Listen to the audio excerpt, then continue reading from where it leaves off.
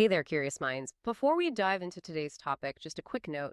If you find these deep dives, well, valuable, make sure you subscribe to the Stock Analytics AI YouTube channel. For just $4,099 a month, our members get priority access to deep dives on specific tickers chosen by you. And speaking of deep dives, today we're tackling a company that's really at the core of our built environment, one undergoing quite a monumental transformation. The big question we're wrestling with today is this. Has this ambitious pivot already pushed its stock to an unsustainable high? Or is Johnson Controls International, truly building a fortress for future growth?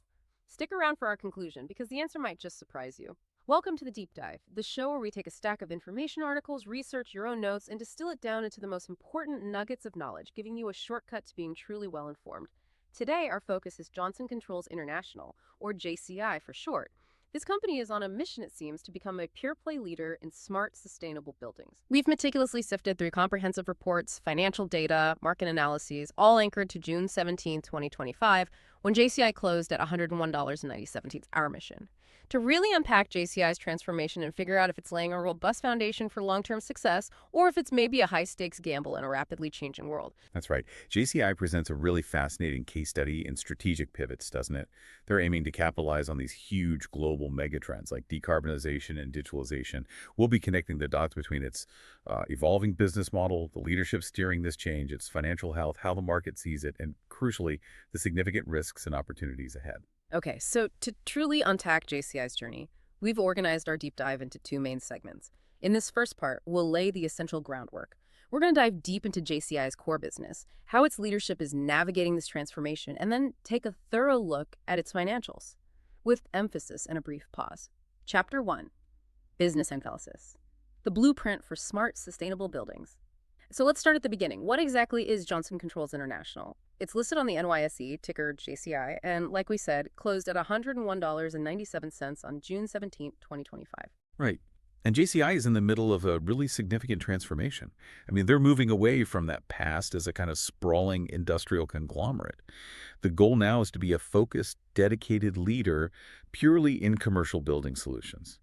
So the core question for us today is whether this pivot truly creates, an unbreachable competitive fortress, or if maybe the market's already baked in all the good news with the stock trading near its all-time highs. It's interesting how they operate. JCI uses what looks like a dual stream model. They sell products, sure, but they also cultivate these long-term service relationships. In fiscal 24, about 70% of sales came from products and systems, 30% from services. But what's really key here, I think, is their active push to increase that service revenue, which tends to have higher margins, right? Absolutely pivotal. That push is central. Their strategic pivot to being a pure-play provider of comprehensive solutions for commercial buildings, well, it isn't just a marketing slogan. It involves big moves, like divesting their more cyclical residential and light commercial, the RNLC HVAC business. This effectively de-risks the whole business, reducing exposure to that housing market volatility we all know about. Instead, they're aligning with more durable, sort of non-discretionary spending in areas like decarbonization projects and, the massive build-out of data centers. So if I'm getting this right, the ultimate goal is to leverage their huge installed base of equipment, all those JCI systems already out there to lock in long-term service contracts, especially by adding their digital solutions on top. That sounds pretty powerful. Precisely. That's the growth engine. By focusing on services and digital, they create this really sticky, recurring revenue stream.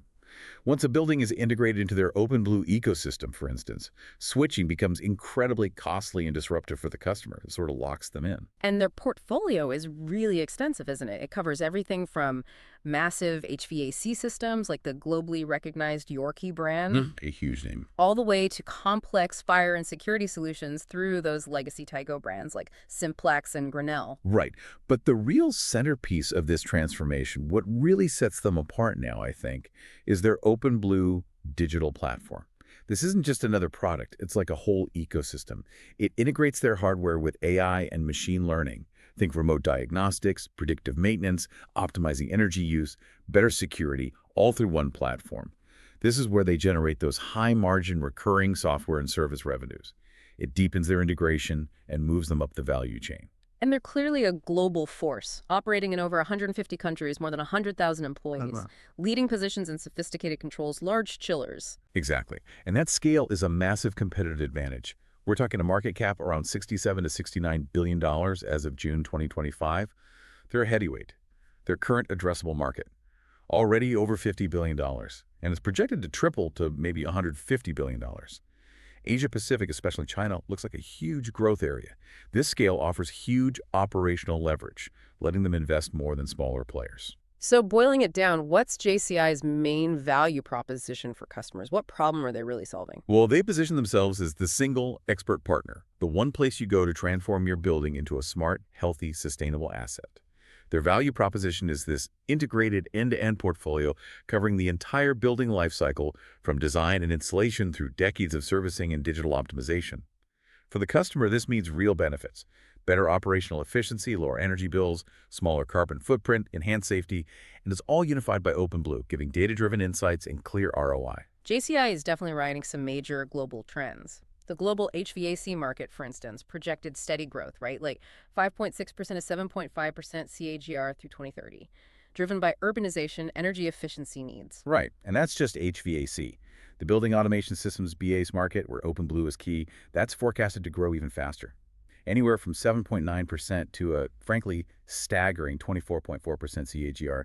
This surge, it's fueled by IoT, AI analytics, and that relentless demand for energy efficiency and predictive maintenance. Even fire and security remains robust, growing at 6.3% to 8.2% CAGR, thanks to regulations and new construction. But the biggest trend, the one everyone talks about, seems to be decarbonization. Buildings make up over a third of global greenhouse gas emissions. That's huge. What kind of impact is this having on JCI? It's creating this massive, almost non-cyclical demand floor. Governments everywhere are enacting binding mandates. The U.S. wants a 65% cut in building emissions by 2035. The EU aims for fully decarbonized buildings by 2050, phasing out fossil fuel boilers starting, well, now, basically. These aren't suggestions. They compel building owners to invest in JCI's high-efficiency gear and energy optimization services. Right. It gives JCI this really predictable long-term growth runway. Okay, so with all that potential, JCI can't have the field to itself. Who are the main rivals? What's the competition like? It's actually a pretty small club of large, well-capitalized players. You're looking at Carrier Global, Trane Technologies, Honeywell, Siemens, Schneider Electric. Competition is fierce on product performance, service networks, digital platforms, pricing across the board. So what's JCI's key differentiator in that tough arena? What makes them stand out? I'd say it's their unparalleled breadth. Unlike specialists, JCI offers this really comprehensive single-source solution: HVAC, building controls, life safety like fire and security, all integrated and unified by OpenBlue. This one-stop shop thing. It's very difficult for competitors to copy. Looking at the numbers, their market cap $67 1 BEAS. It's similar to Carrier's $61 and 5 BEAS. Smaller than Trane's 94 BEASes and Honeywell's $144 and 3 BEAS, though. Their TTM net margin is 10.78%, PE around 30.61. And beyond the big trends, specific regulations are like powerful tailwinds. The U.S. Federal Decarbonization Blueprint, the EU Energy Performance Directive mandating decarbonization by 2050. Plus aggressive state and local building standards, even industry standards like ASHRE 100-2024 are zeroing in on decarbonizing existing buildings. So these aren't just nice ideas, they're mandates. They're basically creating a compulsory market for JCI solutions. That's a powerful dynamic. But if the market's so attractive and the regulations are pushing everyone this way, why isn't everyone jumping in? What really keeps new players out? What are the barriers to entry? Oh, the barriers are substantial. It would take billions, literally billions, to replicate JCI's global manufacturing, their supply chain, that service network across 150 countries. Then there's the brand equity. Decades of trust built with names like Yorkay, Tyco, Medicis. That's critical for mission-critical systems. You don't just swap those out lightly. R&D intensity is huge, too. JCI invests $300 million a year, plus that vast installed base. It's a captive market for high-margin services. And they're entrenched distribution channels. Very hard to build from scratch. So putting it all together, what are JCI's specific competitive advantages? Well, strong brands, economies of scale, 100,000 employees, global footprint, their JCI's efficiency program. But most notably, I think, are the powerful network effects and switching costs driven by that integrated OpenBlue platform. Once a customer installs JCI's integrated suite, switching just becomes prohibitively expensive and disruptive. And as more data flows into OpenBlue, its value actually increases for the customer, making it even harder for competitors to break in. Their unique asset is really this ability to deliver a fully integrated, comprehensive solution for the entire building ecosystem. It simplifies complex projects like data centers and hospitals. With emphasis and a brief pause. Chapter 2. Management evaluation. Okay, let's shift gears and talk about the people at the top. JCI is going through a big leadership transition right now, isn't it? Joachim Wiedemannis took over as CEO in March 2025, succeeding George Oliver, who's staying on as chairman. What's the story there? Right. George Oliver's time, 2017 to 2025, was really marked by integrating that massive Tyco merger and then transforming JCI into this pure-play commercial buildings leader. Yeah. Lots of complex divestitures. His work was generally praised by the market, even activist investors like Elliott Management. Weidmanis, coming from Danaher, brings a really strong focus on rigorous operational efficiency, data-driven excellence. It signals a clear shift, I think, from portfolio restructuring to intense execution. And speaking of execution, how did they handle that cybersecurity incident back in September 2023? That got some headlines. Yeah, disclosures suggest management acted pretty effectively to contain it. Crucially, they prevented any material impact on customer-facing digital products, including the critical OpenBlue platform. So it shows a certain level of, resilience and crisis management capability. How transparent are they with investors? And what about their ethical reputation? They seem very transparent. They hold robust earnings calls, they participate in industry conferences, provide comprehensive investor decks, pretty open book. And what's quite remarkable is their ethical standing, named one of the world's most ethical companies for 18 straight years by Ethisphere. That suggests, a deeply embedded culture of integrity. Okay, big news recently. The sale of their residential and light commercial HVAC business. Can you unpack that and what it means for their capital allocation? Absolutely. A definitive agreement to sell it to Bosch Group for $8.1 billion. Nets JCI about $5 billion cash after taxes. This really caps their transformation. It completes that pure play pivot. So now their investment strategy is laser focused on organic growth in those high margin platforms. Think R&D and OpenBlue, targeting high growth verticals like data centers and sustainable buildings. Are they returning capital to shareholders amidst all this? Buybacks. Dividend. Oh, aggressively. On June 13th, 2025, they approved a new massive $9 billion share repurchase authorization. That's on top of $1.1 billion already available. We're talking 15% of their market cap. It signals really strong management conviction that the shares are maybe undervalued, even after the transformation. And dividends. Stable. Growing. A model of stability, really. Yeah. They've increased the payout for 5 consecutive years. The current quarterly dividend is $0.37 a share, $1.48 annualized.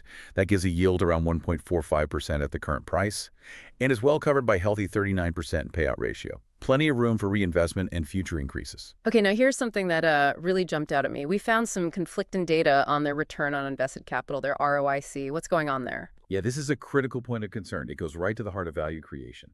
Morningstar, for instance, reports a healthy 10.51% ROIC. But then GuruFocus says their TTM ROIC is only 6.93%. That's significantly below their weighted average cost of capital, their WACC, which is around 10.52%. GuruFocus actually concludes JCI will destroy value as it grows if that lower ROIC number is accurate. Whoa. Okay, so what does this discrepancy really mean for us? What's the takeaway? It's a huge question mark, isn't it? Our own educational calculation puts ROIC somewhere in the 8–9% range. Now, that's better than GuruFocus, but it's still potentially below or very close to their WACC, which different sources put between 8.2% and 10.5%. This means their ability to consistently generate a significant spread the difference between ROIC and WACC is questionable. For a long-term investor, that's worrying. It challenges the whole growth story. If you're not earning more than your cost of capital, growth doesn't necessarily create economic value. It's a definite red flag to watch closely. With emphasis and a brief pause, Chapter 3, Financial Analysis. Let's dive into the hard numbers now. Market cap first. As of June 17, 2025, JCI is around $67.1 billion to $68.7 billion. Puts them firmly in large cap industrial territory. Exactly. Comparable to Carrier Global, like we said, but smaller than Trane Technologies and Honeywell in market value. How's revenue looked over, say, the last 5 years? What's the trend? Well, the past 5 years show volatility, mainly because of that big portfolio transformation. It results in a kind of misleading average growth rate of -2%. However, their TTM revenue trailing 12 months is $23.25 billion. That's a strong 14.1% year-over-year jump. And importantly, management's guiding for mid-single-digit organic growth for fiscal 25. That reflects the strength of the new focused core business. What about profitability? Are those margins expanding as they hoped? Yeah, the bull case really hinges on expanding margins, and we are seeing positive signs. TTM gross margin is 36.01%. It improved to 36.5% in Q2 2025. That's a 220 basis point expansion. So 2.2% improvement, driven by higher margin projects and those crucial service contracts. T-Team operating margins 14.31%, net margin 10.78%. And management's targeting an adjusted segment EBITDA margin improvement of 90 basis points for the full fiscal year 25. Free cash flow, often seen as the lifeblood. How's JCI doing there? Exceptionally well, actually. Their 5-year and 10-year free cash flow compound annual growth rates, an outstanding 40% and 20%. In Q2 FY25, they generated $463 million in adjusted free cash flow, and management even raised their full-year guidance. They now expect roughly 100% free cash flow conversion of adjusted net income. It's a very strong sign of earnings quality. With all these changes, divestitures, restructuring, have earnings been consistent or kind of up and down? On a GAAP basis, generally accepted accounting principles, their earnings per share, EPS, yeah, it's been volatile due to those restructuring costs. But looking at adjusted EPS gives a clearer picture. Management is guiding for about $3.60 for fiscal 2025. That shows a pretty significant step up in earnings power now that they've streamlined. How much debt are they tiering? Is that a concern? Their debt-to-equity ratio seems pretty moderate, between 0.50 and 0.63. That's generally considered sound, actually below many industry norms. And they plan to use some cash from the RNLC sale to pay down debt further, maintain a strong credit rating. So debt doesn't look like a major issue right now. What about short-term liquidity, their current ratio? This is an area that needs watching. Their current ratio was 0.96 in Q2 2025 and 0.94 for fiscal 24. A ratio below 1.0 technically means current liabilities are greater than current assets. Now, a company of JCI's size can usually manage this, but it does suggest potential short-term liquidity pressure. It's definitely a weakness worth monitoring. And the dividend, you mentioned it's a strength. Just recap that for us. Absolutely. Clear strength. Increase for 5 consecutive years. Shows commitment. Current annualized dividend is $1.48 per share, yield around 1.45%. Well covered by that 39% payout ratio. Ensures security and capacity for future growth. So putting all these numbers together, valuation. How does JCI stack up? PE ratio versus peers, history. Okay, on a TTM basis, JCI trades at a PE of roughly 30.6. That's noticeably higher than its own 10-year historical average of 25.1. Suggests market optimism is pretty high. Compared to peers, it's sort of middle of the pack. Higher than Carrier at 11.1, lower than Trane at 35.7, but similar to Honeywell, 25.6, and Schneider Electric, 28.7. So it sounds like the market is really pricing in a lot of future success from this transformation, doesn't it? That's right. It indicates investors are giving management significant credit for the pivot. They expect them to fully capitalize on decarbonization and digitalization. It implies a good chunk of that future growth is already reflected in the current share price. For listeners wanting to understand a company's sort of true value, the discounted cash flow or DCF analysis is key. Can you break that down simply? Sure. A DCF model tries to estimate intrinsic value by basically summing up all the future free cash flows a company is expected to generate. But you can't just add them up. You have to discount them back to their present value using a discount rate, usually the weighted average cost of capital, the WACC. It's essentially asking, what's the present value of all the cash this business can generate over its lifetime? And based on our educational DCF model, what's the estimated intrinsic value range for JCI? Our model estimates JCI's intrinsic value is likely in the range of $95 to $115 per share. And what are the key assumptions driving that range? How sensitive is it? Oh, it's highly sensitive. We used a perpetual growth rate of 2.5% to 3.0% long-term, sort of in line with GDP and inflation. For the initial 5 years, we base it on analyst consensus and management's guidance for that 100% free cash flow conversion. For the discount rate, the WACC, given those conflicting data points we talked about, we used to calculate a range of 8.5% to 9.5%. That factors in their beta, around 1.33, and their cost of debt. Small tweaks to these assumptions, especially growth or WACC, can really shift that value range. We're back for part 2 of our deep dive into Johnson Controls. Now that we've covered the business, management, and the financials, we're shifting focus. We'll look at market sentiment, ownership, run through a full risk assessment, and then wrap it all up with our final thoughts, with emphasis and a brief pause. Chapter 4, market sentiment. So how are the Wall Street analysts feeling about JCI these days? What's the general vibe? Sentiment is broadly positive. The consensus rating is a moderate buy. The average 12-month price target is around $99.69. High estimate is $130. Low is $81. We've actually seen a positive trend recently. Firms like Wells Fargo, Morgan Stanley, UBS, Deutsche Bank have been raising their targets, indicates growing confidence. What's been driving the headlines? What's the media tone been like in 2025? News flow this year, overwhelmingly positive. Their Q2 earnings report back in May beat estimates. They raised full-year guidance. That helps. Then in June, boom, that massive $9 billion share buyback announcement. The media narrative really highlights the successful transformation, their strategic positioning, especially in that hot data center market. Is anyone betting heavily against JCI? What's the short interest look like? It's relatively low, actually, somewhere between 1.41% and 2.35% of the float. That's notably below the peer group average, which is more like 4 or 5%. Suggests there isn't strong bearish conviction out there right now. What about the technical picture? Price versus moving averages. Technically, the stock looks strong. It's trading significantly above its 50-day simple moving average, the SMA. That's somewhere between $87.88 and $90.70. The current price, $101.97, indicates a pretty strong short to medium-term uptrend. Positive momentum since late April 25.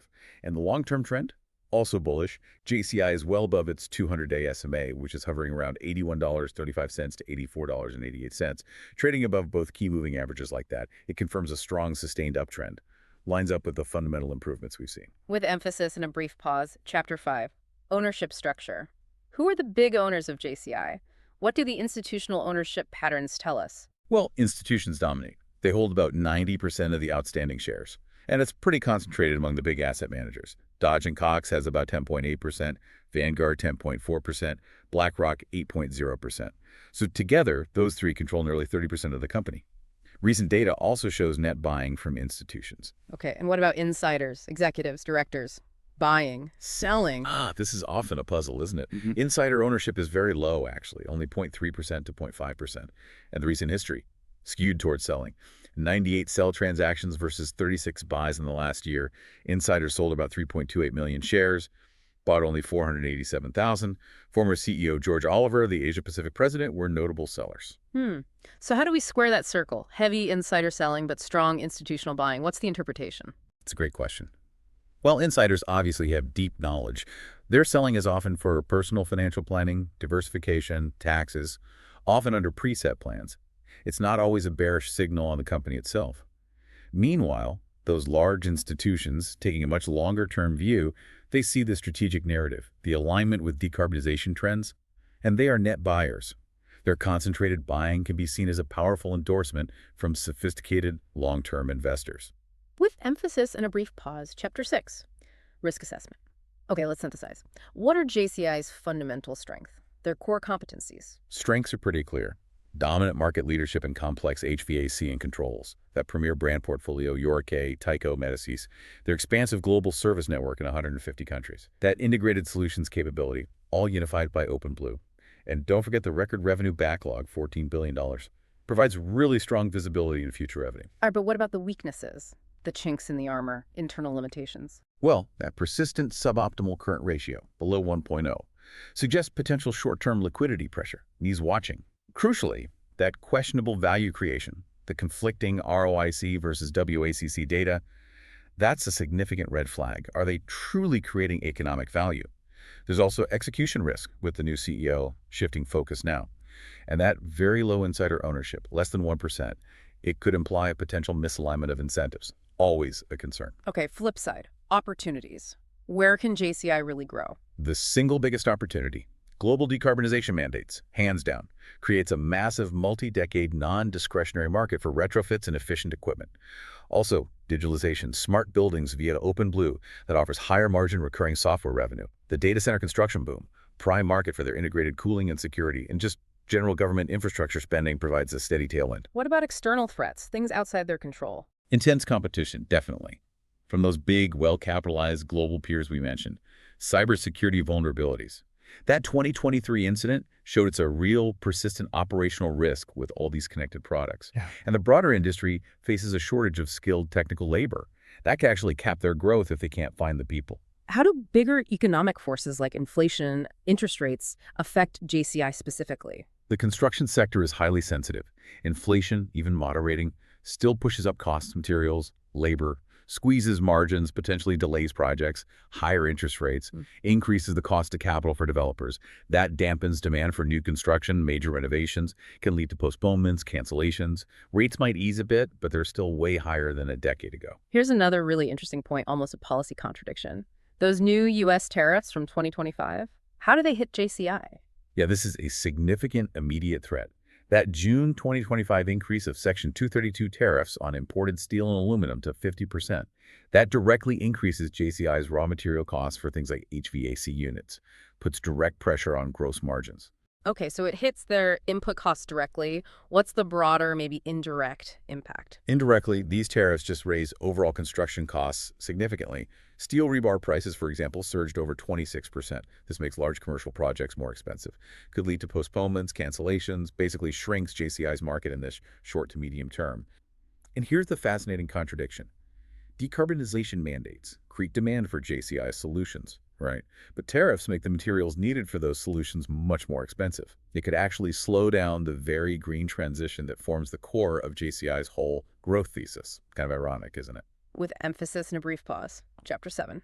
Conclusion. All right, let's bring it all together. If you're bullish on JCI, what are the strongest arguments? The bull case. The bull case rests squarely on that successful transformation, becoming a pure-play commercial building solutions leader. Perfectly aligned with huge trends like decarbonization, digitalization. It's supported by that record backlog, expanding margins, robust free cash flow conversion expected near 100%. And that financial strength enables aggressive capital returns. The huge buyback, the growing dividend, signals deep management confidence. Okay, and the bear case. Where are the vulnerabilities? What keeps you up at night if you're cautious? The bear case centers on valuation, those external headwinds, and questionable internal metrics. The PE ratio is elevated, suggests optimism is maybe fully priced in. External pressures, those 2025 tariffs hitting costs, the macro environment inflation, higher rates slowing construction. Internally, that low current ratio, the heavy insider selling versus institutional buying. That contrast is notable. And most critically, that troubling ROIC versus WACC discrepancy. It raises a fundamental question. Is JCI truly creating economic value as it grows? So after all that analysis, our educational discounted cash flow model, what does it tell us about JCI's intrinsic value? Our model, based on mid-single-digit free cash flow growth and a discount rate around 9.0%, it yields an estimated intrinsic value for Johnson Controls International in the range of $95 to $115 per share. And as of June 17th, 2025, the share price was $101.97. How does that compare to our estimated value? Well, the current share price sits squarely within our estimated intrinsic value range of $95 to $115. This suggests the market is currently valuing the company at roughly fair value. The price seems to appropriately reflect both the big long-term opportunities from the transformation and the notable macroeconomic, geopolitical, and execution risks it faces. For a value-oriented investor, it doesn't look like it offers a significant margin of safety right at this moment. So here's a final thought to chew on. In a world increasingly driven by mandates for efficiency and sustainability, JCI is without doubt positioned to thrive. But how much of its future success hinges not just on its own execution, but on that delicate, sometimes contradictory balance of global government policies, from decarbonization incentives to trade protectionism policies that could either turbocharge or obstruct its path. And that wraps up another deep dive. If you found this valuable, please remember to like and subscribe to the Stock Analytics AI YouTube channel. Remember, members can suggest tickers for future priority deep dives. Just a final important note. This analysis was generated by an AI system for educational purposes only. It should absolutely not be considered financial advice. Always conduct your own thorough research or consult with a qualified financial advisor before making any investment decisions. Thanks for joining us for the deep dive.